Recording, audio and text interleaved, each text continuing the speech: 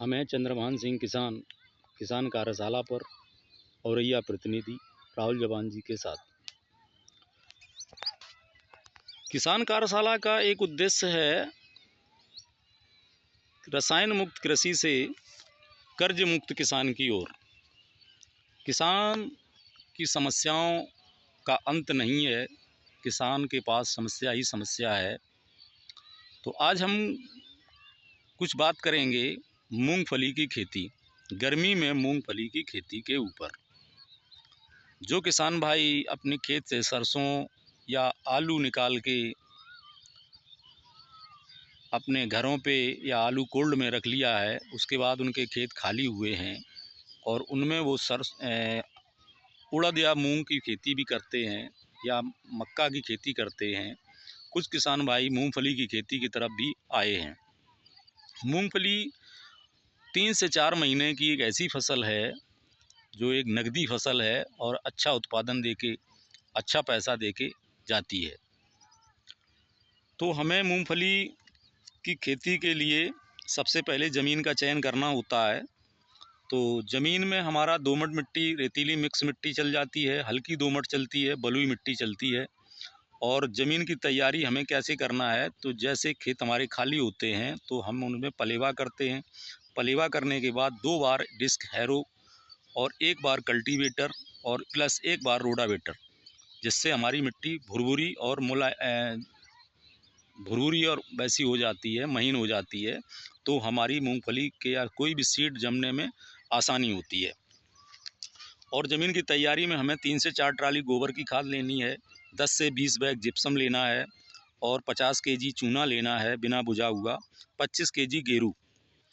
और हमें आज जैसी बुवाई करनी है तो उसके 10 दिन पहले हमें भट्टी खाद कुछ तैयार करनी है, जैसे 50 kilo DAP, 20 kilo MOP, 5 kilo magnesium sulphate, 3 kilo sulphur WDG या 5 kilo बेंजोनाइट sulphur, 100 gram potassium humate, 50 gram potassium fulvate, 1 kilogram गुड़।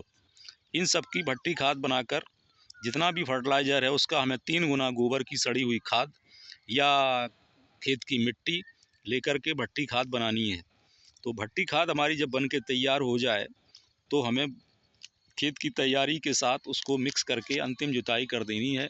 और इसके बाद हमें बीज का चयन करना है। तो बीज हमारा 1 एकड़ में 50 किलो सीड लगता है। कुछ वैरायटियों के नाम मैं बताना चाहता हूँ, जैसे कि आपका एक 24 नंबर है और एक आती है TG 37A। ये दोनों वैरायटियाँ लगभग 120 दिन की वैरायटियाँ हैं। और अब हमें बीज को उपचार करना है। तो रासायनिक में उपचार करने के लिए रोको, बावस्टीन, UPL की साफ, जिसमें कार्बनडाइजिम मैंकोजेब है, तो ये लेना है। और हमें जैविक में अगर हम करना चाहते हैं शोधन, तो ट्राइकोडर्मा 250 ग्राम और बेवेरिया बेसियाना 250 ग्राम, दोनों को 250 ग्राम गुड़ के पानी के साथ उस बीज पर हम गुड़ का पानी छिड़क देंगे। छिड़कने के बाद ये पाउडर दोनों मिला के उस पर डाल देंगे और हम उसको अच्छे से मिक्स कर देंगे। यही क्रिया हमें रासायनिक में भी करनी है। उसमें हमें 150 ग्राम पाउडर लेना है, 3 ग्राम प्रति केजी के हिसाब से। और इसमें जैविक में हमें 5 ग्राम प्रति केजी के हिसाब से लेना है और 250 ग्राम गुड़ दोनों में लेना है। तो बीज उपचार करने के बाद इसके बाद हम बीज को थोड़ी देर से हवा में रखेंगे, छाया में, और बुवाई के लिए तैयार कर देंगे।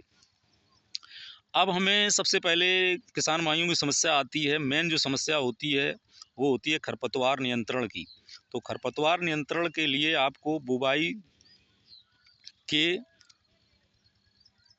12 घंटे बाद या 12 से 36 घंटे के अंदर हमें क्या करना है, एक रासायनिक दवा लेनी है। रासायनिक दवा है सूमोमैक्स, जो सुमोटोमो कंपनी की है। उसका रिजल्ट भी बहुत अच्छा है, ये मेरा आजमाया हुआ है। पिछली साल मैंने अपने खेत में आजमाया था, तो हमारी फसल में, पूरी फसल में, जो हमारी करीब 120 दिन में हुई, तब तक हमारी फसल में कोई भी खरपतवार नहीं उगा था। तो 50 से 60 दिन में तो खरपतवार उसको रोकता ही है, लेकिन जब मूंगफली की फसल पूरे खेत में फैल जाती है तो खरपतवार का नियंत्रण हो ही जाता है। तो नए खरपतवार निकलना मुश्किल होता है। तो इसके बाद हमें क्या करना है, अगर किसान भाई आज मूंगफली के फसल में जैसे खरपतवार कुछ किसानों ने पहले बो दी होगी, तो उनके खेतों में खरपतवार निकल आए होंगे, तो अब उनको या तो निराई गुड़ाई कर लें। निराई गुड़ाई करने के बाद पानी लगाने के बाद निराई गुड़ाई करें, अथवा पानी लगाने के बाद पानी तब लगेगा जब कुछ मूंगफली में फूल आने लगेंगे। जैसे कि आप देख रहे होंगे इस पौधे में देखो, ये मूंगफली फूलने लगी है। अब ये पानी की स्टेज पे है, इसमें पानी आज या कल ही इसमें पानी दिया जाएगा। तो इसके बाद हमें क्या करना है, पानी लगाने के समय हमने अपनी फसल को ऐसे ही सूखे में इसकी निराई गुड़ाई करवा दी है कि अब इसके बाद पानी लगेगा तो खरपतवार और जमेंगे। तो उनको न जमने के लिए हमें क्या करना है, पानी के साथ हमें पेंडामेथिलीन की मात्रा 1.5 से 2 लीटर प्रति एकड़ या उससे कुछ ज़्यादा में डाल सकते हैं। 1.5 लीटर तो डालना ही डालना है 1 एकड़ में, क्योंकि हर दवाई का अब उतना असर नहीं रहा है जितना पहले होता था। तो 1.5 लीटर हमें 1 एकड़ के लिए पेंडामेथिलीन लेनी है और उसको हमें पानी के साथ ही चला देना है। तो हमारे ज़मीन में कोई खरपतवार नहीं उगेगा, तब तक हमारी मूंगफली बड़ी हो जाएगी, फिर खरपतवार निकलना असंभव है। अगर किसान भाई ये भी नहीं कर पाए हैं और अपने खेतों की निराई गुड़ाई भी नहीं करना चाहते हैं, तो खरपतवार पानी लगाने के बाद भी उगेंगे। तो उगेंगे खरपतवार, तो आपको खरपतवार उगने के बाद आपको कुछ दवाइयों का नाम मैं बता दे रहा हूँ, जैसे कि फ्यूजीफ्लेक्स सिजेंटा कंपनी की, और एक है घरडा कंपनी की मस्ताना। उसको आपको पानी लगाने के बाद अच्छी खासी नमी में उसको डालना है और प्रति पंप 40 से 45 ml लेना है, या 1 एकड़ में ये मान के चलो लगभग 400 ml दवा 1 एकड़ के लिए लगेगी। अब हमें क्या करना है, इसके बाद हमें दवा डालने के 2 दिन बाद हमें कुछ उसमें फर्टिलाइज़र भी देना है, जैसे कि यूरिया 30 किलो यूरिया और उसमें 5 kilo zinc, 3 kilo sulphur WDG का इस्तेमाल करना है। अब हमें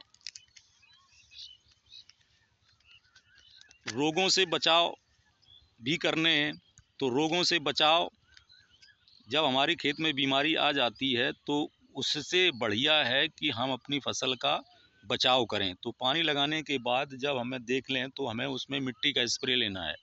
तो मिट्टी का स्प्रे में हम ले सकते हैं 5 फुट गहरे गड्ढे की मिट्टी, 200 लीटर पानी और उसमें 20 किलो मिट्टी ऊपर से नीचे की, और उसमें हमें क्या करना है, 2 किलो गुड़ लेना है और हमें 4 से 5 लीटर गौमूत्र या किसी भी जानवर का मूत्र ले सकते हैं।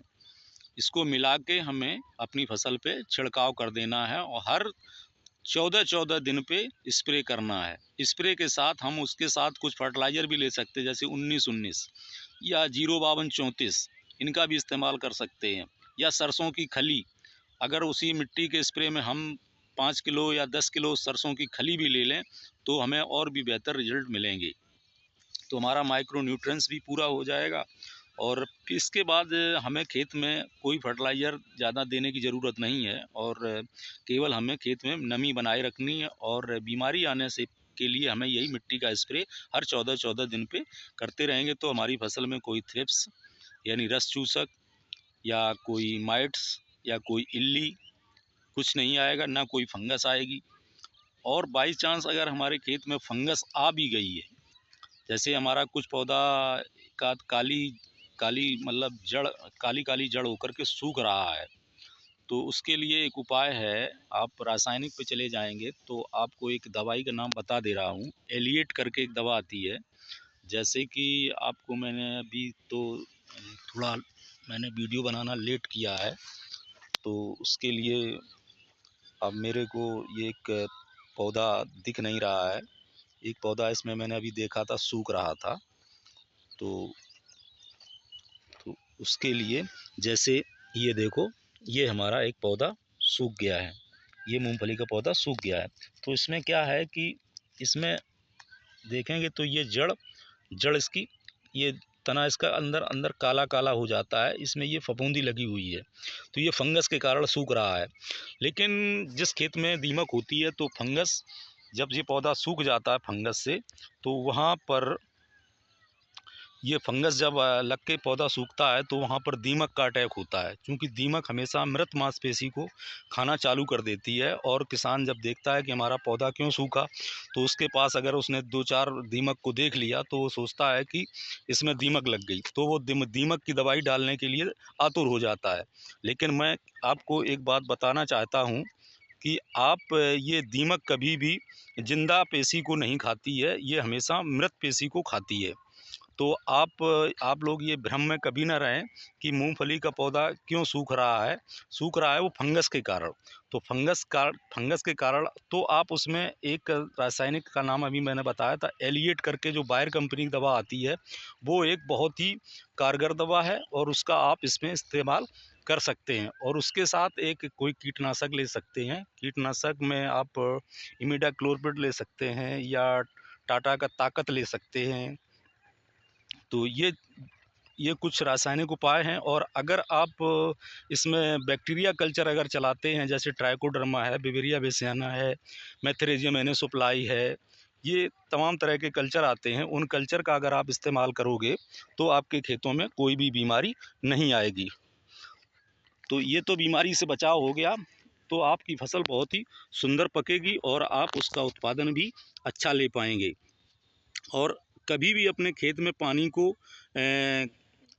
अकेले पानी नहीं देना है, उसके साथ कुछ ना कुछ देते रहना है। जैसे कि पानी पे सरसों की खली, कुछ नहीं तो सरसों की खली चला दी, और इसके बाद कुछ नहीं है तो ताज़ा गोबर और ये बैक्टीरिया कल्चर चला दिया अगर है आपके पास, ट्राइकोडर्मा, बेविरिया बेसियाना, इनका कल्चर बना के और अपने खेतों में पानी के साथ छोड़ सकते हो। उसके साथ कुछ गुड़ ले लिया, 4-5 किलो गुड़ ले लिया और उसी के साथ 10-20-50 किलो गोबर ले लिया ताज़ा, 50 किलो ताज़ा गोबर, 5 किलो गुड़ और ये अपना यही बैक्टीरिया कल्चर, कम से कम 3-4 कल्चर तो उसमें मिलाना अति आवश्यक है। और इसके बाद आपकी फसल बहुत ही बिंदास चलेगी और उत्पादन भी अच्छा आएगा।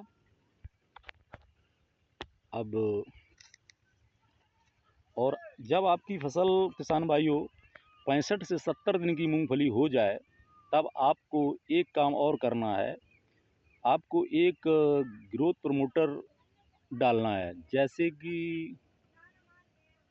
जैसे एक सुमोटोमो कंपनी की दवा आती है टाबोली, वो इन्हेंसर होता है कि अब आपकी इसमें जब मूंगफलियां पड़ने लगती हैं और मूंगफलियां हो जाती हैं तो आपकी ये मूंगफली का पौधा ऊपर को ज़्यादा ना बढ़े, इसकी वेजिटेटिव ग्रोथ को रोकना है।